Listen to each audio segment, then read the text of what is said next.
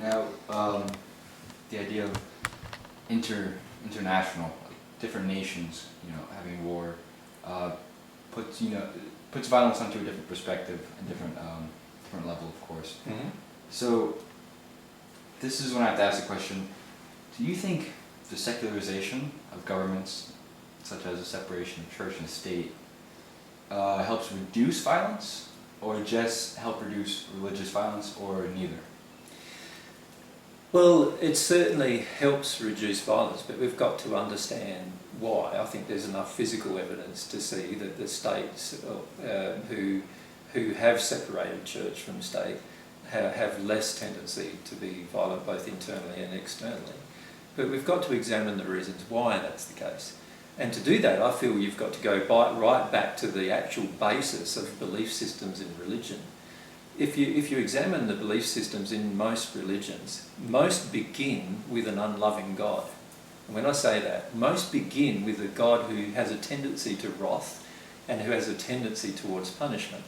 In other words, whenever the ideals of this particular God, who I believe is an imaginary God, because I don't believe that God exists, this God that goes to war and is willing to punish and be wrathful, that God certainly doesn't exist in any of the universes I've seen.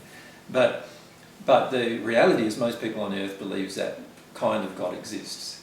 So we all accept that that kind of God exists. And why do we accept that? We need to examine the reason why we have these religious beliefs that have been created that cause us to believe that such a God exists. Because the reality is, if we look at it quite honestly with ourselves, that kind of a God is worse than most of us are ourselves. Most of us do not have a desire to go to violence. Most of us would prefer to see a peaceful environment. And if we're at the same time saying that this is what we are like, and yet God has a tendency to go to war under certain circumstances, and God has a tendency towards violence under certain circumstances, and God is willing to murder millions, I think if people have counted up the Bible record of the actual numbers that have been murdered by God, and it's over quite a few million, but that doesn't include people like, at the so-called time of Noah's day, where the whole earth was destroyed. And so the reality is the Bible itself, and other holy books too, portray an angry, wrathful, punishing God who agrees with the destruction of people who do not believe the same particular things that we believe. Now, this viewpoint of God is very much in error. It is way out of harmony with love, firstly. But secondly, it then justifies violence of all forms. So as long as I have a self-righteous viewpoint that my opinion is correct, my belief in an angry God then causes me to feel that certain anger within myself has a justification. So I become self-righteous. So in becoming self-righteous, what I finish up doing there is I can judge you as not being righteous, and then also have a tendency to take out violent acts towards you in order to correct your unrighteousness. And if you examine the general process of what happens in most religions, this is what is the underlying thing. And so what we've got to do is we've got to start looking at this, what I believe is the fundamental question. And the fundamental question is, why do we believe in an angry God? That's the fundamental question. I think there are very clear answers to that question too.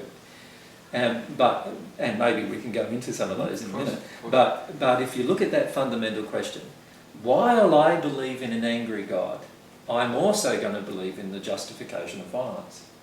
And if I'm going to believe in the justification of violence, then I'm going to create circumstances where my violence towards another person is justified. Now, in some cases, that can be, well, if they attack me, I justify myself attacking them in return. Right? That has historically been the justification. Nowadays, the justification is, if they're going to attack me, then I should attack them first. That's another justification of violence. But both of those justifications of violence come from this belief that God has justified violence in some way too. And I feel if you look at the relationship between religion and violence, you can see because mankind believes in a God that is wrathful, angry and punishing, now mankind themselves can justify themselves acting in the same manner that God acts. And it won't be the way God acts, but it will be rather the way they define God as acting. And this is where I feel the majority of the religious difficulties come in terms of the religious perpetration of violence. If you look even inside of the religions, like we were just listening to a show today about the gay people and them being attacked by religion, and if you look at even that, there is a religious right, we call them, who have a certain viewpoint about gay people, that God is going to destroy the wicked, and their definition of a wicked person is a gay person. So now God will destroy a gay person.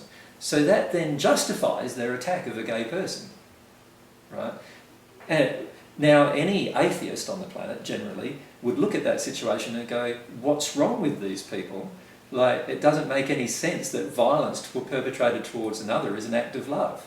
And yet, because they have become self-righteous, they are willing to perpetrate violence, even if it's a verbal attack, upon a group of people that they disagree with. That is out of harmony with love, but it's also out of harmony with peace on the planet. So sooner or later, that kind of treatment is going to cause all sorts of backlashes, all sorts of problems between people, because of the unloving behaviour that began by the religious justification of the act. And I believe there's many reasons why we religiously justify these acts, and they've got nothing to do with God, and they've got nothing to do with religion actually either. I feel they've got much, much more to do with our own emotional belief systems that we had even before we accepted a religion. So I suppose that brings us to the question of what caused us to accept this religious idea as that God is an unloving, violent, punishing, wrathful being. And in fact, that God's willing to kill far more people than we are personally willing to kill. Like, the average Christian believes there is a time coming, the future time of Armageddon, which the Bible talks about in the book of Revelation and other books, and they believe that God will come in the guise of Jesus, myself, which is obviously something I disagree with completely, but they believe that God will come in the guise of Jesus with all of these angels and completely annihilate the wicked. Right? And the Bible does actually state that, of course. Now, none of us would ever agree to genocide on the planet, but we're basically saying, by accepting that belief, that we do agree with God, a God of genocide. So it's no wonder historically there's been many genocides occurring on the planet, when most of us personally, who are of some kind of religion, believe in a God of genocide. And to me, this does not make any sense whatsoever if we want to have peace on the planet. Yeah. Of course.